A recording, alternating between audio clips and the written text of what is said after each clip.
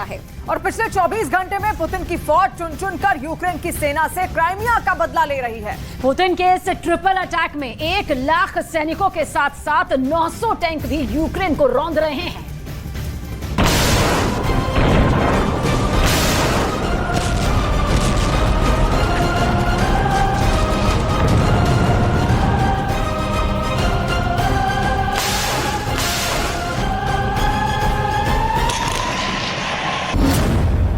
Storm Z के हमले शुरू।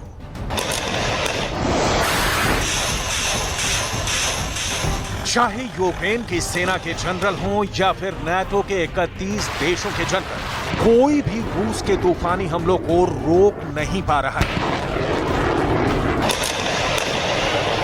4 जून से शुरू हुआ रूस के खिलाफ यूक्रेन का काउंटर अटैक 45 दिन या कहें कि 1.5 महीने बाद भी रूसी सेना को यूक्रेन के पूर्वी और दक्षिणी इलाकों से खदेड़ नहीं पाई है।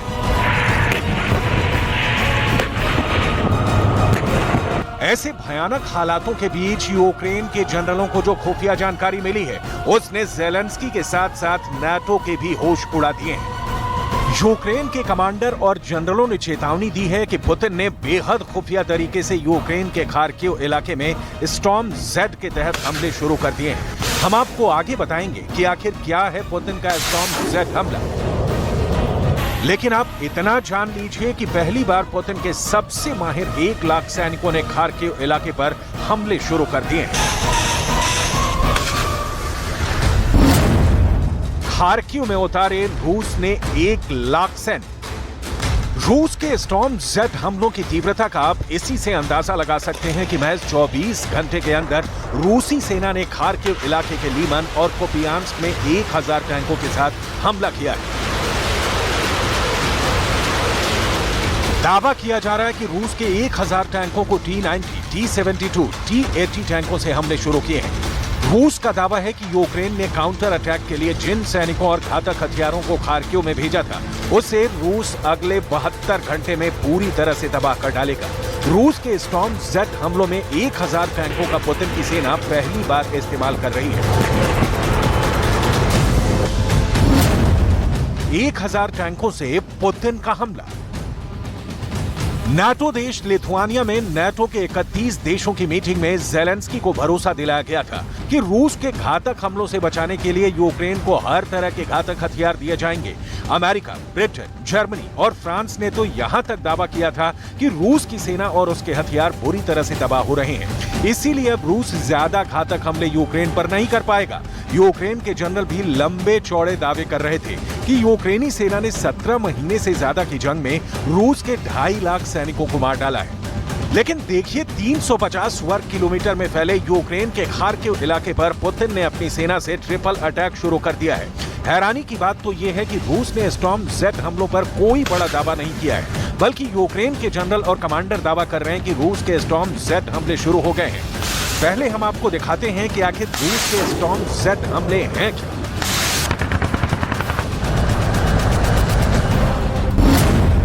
स्टॉर्म ज़ेड के हमले शुरू।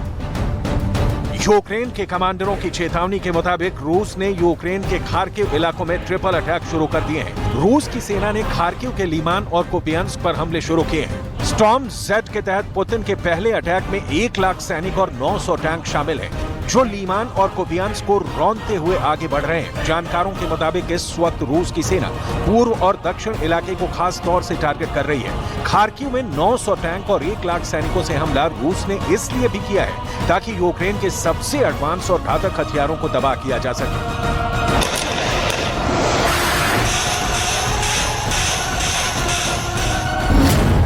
स्टॉर्म ज़ेड के हमले शुरू।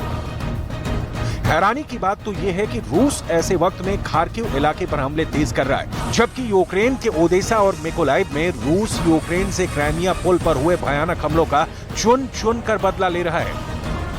खबर के मुताबिक यूक्रेन के ओडेसा और मिकोलाइव में रूस ने भारी तबाही मचाई है। रूस के कब्जे वाले क्राइमिया पुल पर हमले के बाद से ही रूस लगातार यूक्रेनी क्षेत्रों को निशाना बना रहा है। यूक्रेन के कमांडरों का कहना है कि रूस ने उसके ओडेसा बंदरगाह पर लगातार दूसरी रात हवाई हमले किए हैं। रूसी रक्षा मंत्रालय के प्रवक्ता इगोर कोनाशेंको ने रूस हमले पर खुलकर बयान दिया है। Сегодня ночью вооруженными силами Российской Федерации нанесен групповой удар возмездия высокоточным оружием морского базирования по объектам, где готовились террористические акты против Российской Федерации с применением безэкипажных катеров, а также месту их изготовления на судоремонтном заводе в районе города Одесса. दक्षिण पूर्व से भागे यूक्रेन के जनरल। पूर्व से दक्षिण तक पिछले 24 से 36 घंटे के अंदर रूसी सेनाएं यूक्रेन सेना पर भारी पड़ती जा रही हैं। हारते और पिटते यूक्रेन की हालत देखकर America, France, Britain, Germany, Poland जैसे नेटो देश भी यूक्रेनी सेना के काउंटर अटैक को लेकर बेहद नाराज होने लगे हैं। उन्हें ऐसा लग रहा है कि यूक्रेन अपने युद्ध में नेटो को जानबूझकर इतना फंसा रहा है ताकि नेटो को रूस के खिलाफ सीधा युद्ध करने के लिए मजबूर होना पड़े। रूस ने जिस तरह से यूक्रेन के खार्किव में ट्रिपल अटैक किए हैं वो हैरान करने वाले हैं। 1 लाख सैनिकों के साथ लगभग 1000 टैंकों से हमला नेटो और यूक्रेन के होश उड़ाने वाला साबित हो रहा है। अब आप ये भी देख लीजिए कि रूस का तोपखाना और रॉकेट आर्मी किस तरह से खार्किव इलाके में हमले कर रही है। 555 तोपों ने उड़ाए खार्किव के चीथड़े। रूसी सेना ने 350 वर्ग किलोमीटर में फैले खार्किव शहर और कस्बों पर ट्रिपल अटैक किया है। 1 लाख सैनिकों के साथ 900 टैंक के अलावा रूस के तोपखाने ने खार्किव के चीथड़े उड़ाकर रख दिए हैं। जानकारी के मुताबिक लिमन, कोपियांस्क में रूस ने 555 तोपों से हमले शुरू कर दिए हैं, जबकि रूस की rocket army 370 MLRS rocket system से दिन रात हमले कर रही है। खबर के मुताबिक रूस के तोपखाने और रॉकेट आर्मी ने खार्किव के लिमन और कोपियांस्क में यूक्रेनी सेना को तबाह करके रख दिया है। इन इलाकों का रूसी सेना ने वही हाल किया है जो ओडेसा और मिकोलाइव का किया है। दक्षिण पूर्व से भागे यूक्रेन के जनरल। В районе городов Николаев и Одесса уничтожены хранилища топлива общим объемом около 70 тысяч тонн, с которых осуществлялось обеспечение военной техники Вооруженных сил Украины горючим. Все спланированные к удару цели поражены. Зафиксированы пожары и детонация на уничтоженных объектах। यूक्रेनी सेना के जनरल और कमांडर ज़ेलेंस्की को लगातार ताजा हालात के बारे में जानकारी दे रहे हैं। बेशक यूक्रेन के पास बेहतरीन खुफिया इनपुट और नेटवर्क मजबूत है, लेकिन पुतिन जैसे लड़ाके के सामने नाटो और यूक्रेन पानी मांग रहे हैं। रूस के स्टॉर्म जेड हमलों को लेकर यूक्रेन में हड़कंप मच गया है, क्योंकि पुतिन ने 1.5 महीने पहले ही कह दिया था कि रूस के 7 लाख रिजर्व सैनिक जब यूक्रेन पर चारों तरफ से हमला करेंगे तो यूक्रेन को कोई बचा नहीं पाएगा।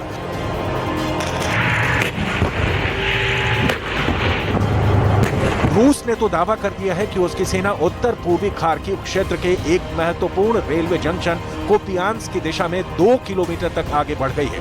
वहीं यूक्रेन की उप रक्षा मंत्री हन्ना मलियार ने कहा कि यूक्रेनी सेना ने पूर्व में बखमूत के पास नई बढ़त हासिल की है। हैरानी की बात यह है कि पिछले 6 हफ्तों से यूक्रेन बखमूत से रूसी सेना को खदेड़ नहीं पाया है और अब यूक्रेन के पूर्वी और दक्षिणी इलाकों पर पुतिन के ट्रिपल अटैक भी शुरू हो गए हैं। हालांकि ज़ेलेंस्की अभी भी जीत के दावे कर रहे हैं।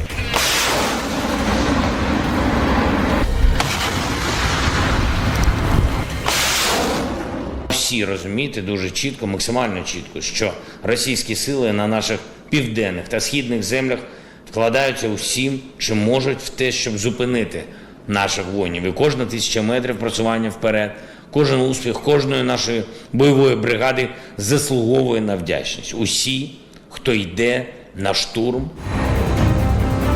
जानकारी के मुताबिक रूस ने 10 दिन पहले ही खार्किव पर स्टॉर्म जेड हमलों की तैयारी शुरू कर दी थी।